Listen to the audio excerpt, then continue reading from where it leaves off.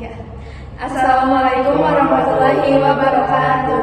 Kami dari kelompok 5, di sini kami akan mempresentasikan hasil diskusi kami, yaitu mengenai produk susu Bodarmi yang dimiliki oleh Doni Pratama.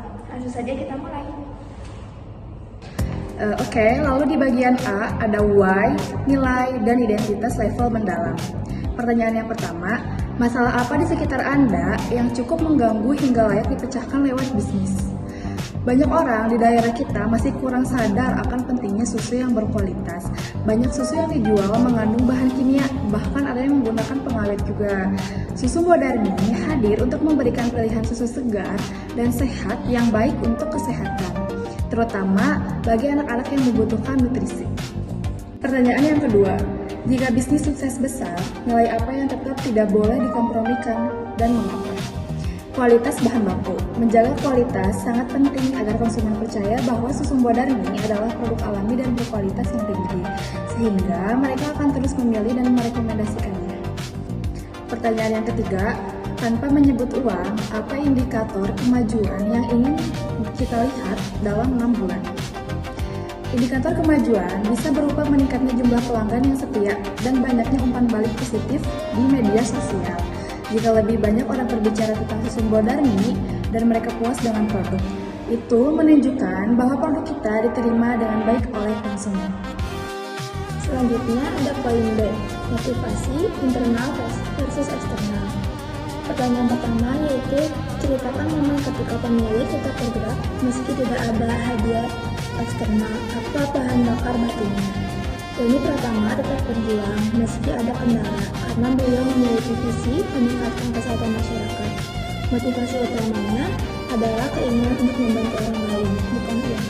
Selanjutnya pertanyaan kedua yaitu, target finansial mana yang justru menambah motivasi, lalu mengapa? Target finansial yang Doni lakukan yaitu memperluas jangkauan pasar dan menambah pelanggan, membuatnya lebih semangat, fokus pada pertumbuhan inovasi bukan keuntungan cepat. Selanjutnya yaitu pertanyaan ketiga, berapa besar peran komunitas dan mentor terhadap semangat? Contohnya konkret. Komunitas dan mentor memberikan pengaruh besar. Melalui kelompok usaha, Doni Pratama bisa belajar dari pengalaman orang lain dan makin terinovasi untuk berkembang. Selanjutnya poin C, misi dan arah. Pertanyaan pertama, visi 3-5 tahun ke depan dalam suatu kalimat perubahan.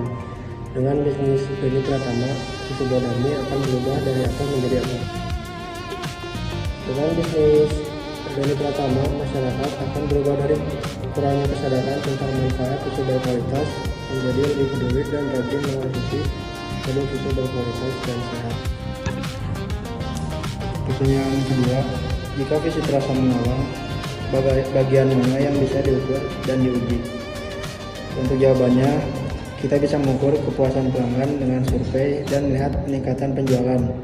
Jika banyak orang yang mulai memilih susu Bodarmi, ini menunjukkan bahwa visi kita berjalan dengan baik. Pertanyaan ketiga, apa konsekuensi jika visi tidak tercapai? Siapa yang paling dirugikan? Untuk jawabannya, jika visi tidak tercapai, masyarakat akan terus menggunakan produk yang tidak sehat, sehingga kesehatan mereka bisa terancam. Selain itu, brand susu Bodarmi akan kehilangan peluang untuk memberikan manfaat dan berkembang. Lalu ada hambatan dan psikologi kegagalan. Yang pertama, kegagalan terakhir itu riset, berbayar, atau sinyal pivot. Jelaskan datanya. Jika penjualan menurun karena strategi pemasaran yang salah, itu bisa menjadi sinyal untuk merubah pendekatan. Misalnya, jika tidak ada respon baik dari media sosial, mungkin perlu mengganti strategi pemasaran menjadi lebih edukatif tentang pentingnya susu. Selanjutnya yaitu pertanyaan kedua, bias kognitif apa yang paling sering dirumuskan? Lalu sebutkan contoh nyatanya. Bias yang paling sering terjadi adalah sunk cost bias, yaitu kecenderungan untuk tetap melanjutkan sesuatu karena telah mengeluarkan banyak biaya. Contohnya, Doni tetap memproduksi varian susu yang kurang diminati karena merasa sayang dengan investasi yang telah dikeluarkan. Padahal seharusnya fokus pada produk yang lebih laku. Selanjutnya, pertanyaan ketiga yaitu, apa biaya yang tak terlihat dari menunda eksekusi visi? Jawabannya, biaya tak terlihat termasuk kehilangan kesempatan untuk menjangkau lebih banyak konsumen yang sehat. Keterlambatan dalam eksekusi bisa memberi keuntungan kepada pesaing yang lebih inovatif. Sekian presentasi dari kami, mohon maaf bila ada kesalahan. Wassalamualaikum warahmatullahi wabarakatuh.